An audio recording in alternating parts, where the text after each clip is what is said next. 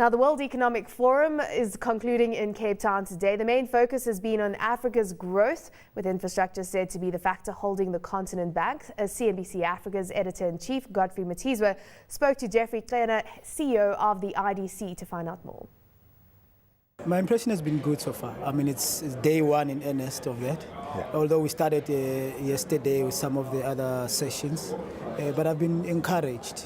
Yeah. Also, it's because not only the interest of Africans, but in the discussions that I've been, there's lots of people who are outside of Africa. Yeah. That shows that there's an interest in Africa as a continent. Right. Yeah. And in terms of your one-on-ones meeting and the interest that you talk about, how strong is that? And are there any specific areas of focus for people who are looking at the continent from outside? You've mentioned infrastructure. I think that's one area, and people have realized that that's an area where we can improve. Yesterday, in fact, where the discussion where I participated on is on the green side. Right. As on the green energy, not only on the generation, but on the energy savings and all of that. The discussion was very good. Should we be worrying about that, Jeff, given the fact that we're struggling to supply any kind of energy at all? Should we not then talk about green energy after we first of all satisfied the basic needs of people? I think we need to do both. Right. Because if we're not careful, the environment will catch up with us. Yeah. So it's important that we do that.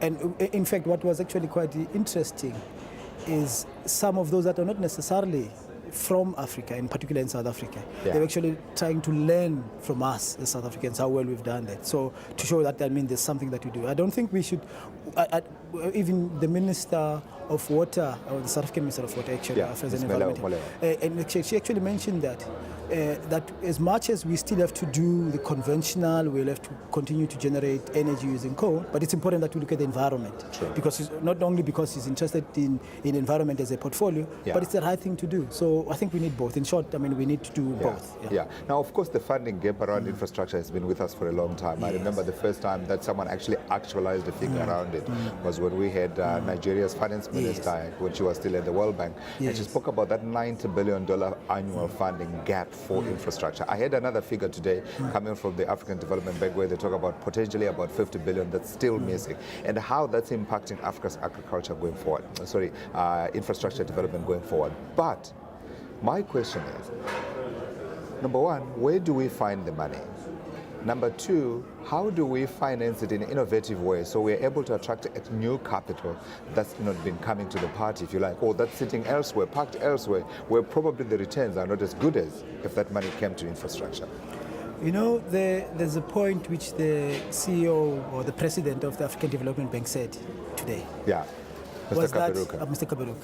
What he said was, it is important for us to also look at ourselves in financing some of this infrastructure. Right. But if you look at our pension funds, if you look at our own savings as countries in Africa, I think it is important that we also channel it, because that gives confidence from those that come out. I'm hearing actuaries going, hey, don't touch those, and I'm hearing all pension fund managers say, hello, this is our people's money here. Obviously, we're not saying we should be reckless, but I think it is important that we take the lead. If we don't take the lead, there's development finance institutions you've mentioned, that also says to the governments, help recapitalize some of those development finance institutions that are not recapitalized, so that we can take that long-term view. And we know there's Basel now, which is putting pressure on the banks in terms of the capital adequacies and all of that.